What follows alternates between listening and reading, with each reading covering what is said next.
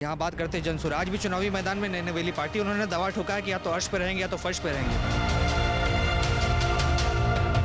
जो गठबंधन के साथ होते थे, अकेले होते थे, वो आपस में चुनाव लड़ते थे। इस बार देखा जा रहा है कि कुछ भी अभी तक निश्चित नहीं है,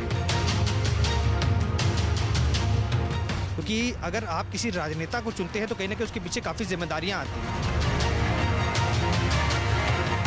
सर, बिहार चुनाव का डेट आ गया है, 2 चरणों में चुनाव होने वाली, क्या लगता है इस बार किसकी सरकार बनने वाली है बिहार में?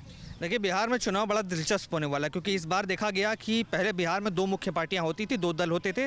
जो गठबंधन के साथ होते थे, अकेले होते थे, वो आपस में चुनाव लड़ते थे। इस बार देखा जा रहा है कि कुछ भी अभी तक निश्चित नहीं है। आम आदमी पार्टी ने भी अपने कैंडिडेट्स उतार दिए हैं बिहार के अंदर। यहाँ बात करते हैं जनसुराज। आज भी चुनावी मैदान में नैने वेली पार्टी उन्होंने दावा ठोका है कि या तो अर्श पे रहेंगे या तो फर्श पे रहेंगे।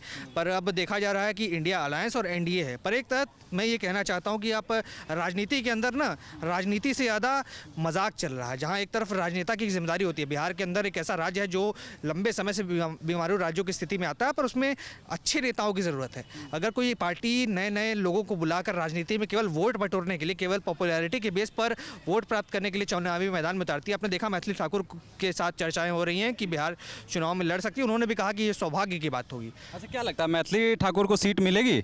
देखिए, सीट मिलती है तो इससे बड़ा दुर्भाग्य कुछ नहीं है मेरे हिसाब से, क्योंकि अगर आप किसी राजनेता को चुनते हैं तो कहीं ना कहीं उसके पीछे काफ़ी जिम्मेदारियां आती हैं।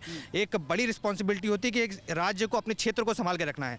पर वो क्या लगता है कि इतनी अनुभवी हैं कि वो एक बीमारू राज्य के अंदर एक ऐसा दायित्व निभा पाएँ जो बिहार को विकसित करने में काम आए। ये केवल और केवल उनकी पॉपुलैरिटी का इस्तेमाल किया जा रहा है। एनडीए अगर इतनी कॉन्फिडेंट होती है कि हम किसी भी अपने कैंडिडेट को उतारें और हमें वोट मिल जाए, क्योंकि हमने पिछले 20 सालों में वहाँ काम किया है, तो कोई ज़रूरत नहीं पड़ती ऐसी चुनावी गिमिक्स खेलने की। इसका मतलब साफ तौर पर है कि जो पुल गिरने की तस्वीरें सामने आती थी, जो लगातार बाढ़ की तस्वीरें बिहार में सामने आती हैं, हम अभी भी कहते हैं बिहार विकसित हो रहा है। किस बेसिस पे हम कह रहे हैं? आप जाके देखिए बिहार के अंदर किस तरीके से, पटना को आप बिहार मानते हैं क्या? क्या बिहार केवल पटना है? पटना से बाहर निकल कर देखिए किस तरीके से दुर्दांत स्थिति हो चुकी है बिहार के अंदर। पानी आज भी भरा हुआ है बिहार के अंदर। लोग, हम दिल्ली जैसे शहरों में बड़े खड़े होकर बात करते हैं कि बिहार में विकास हो रहा है, एनडीए की सरकार है, 25 से 30, फिर से नीतीश, सब चीज़ें बोल देते हैं, पर बिहार की समस्या, जो मूलभूत समस्या, उसको कोई सुनने को तैयार नहीं है।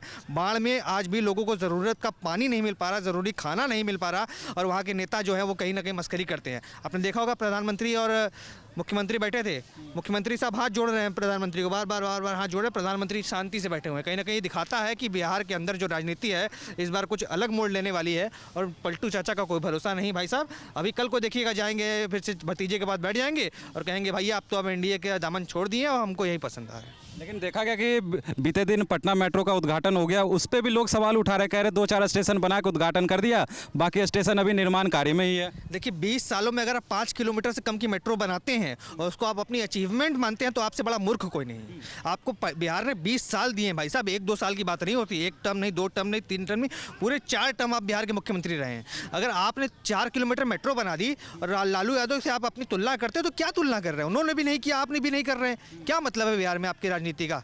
कहीं ना कहीं इससे आपको जनता को समझना चाहिए कि जो काम करे, आप पार्टी पे मत जाइए, आप कैंडिडेट पे जाइए। आप जो आपके लिए काम करे आप उसको वोट दीजिए। अंततः सरकार जिसकी बनेगी, जो काम करने वाले वोट कैंडिडेट्स को ज़्यादा खड़ा करेगा।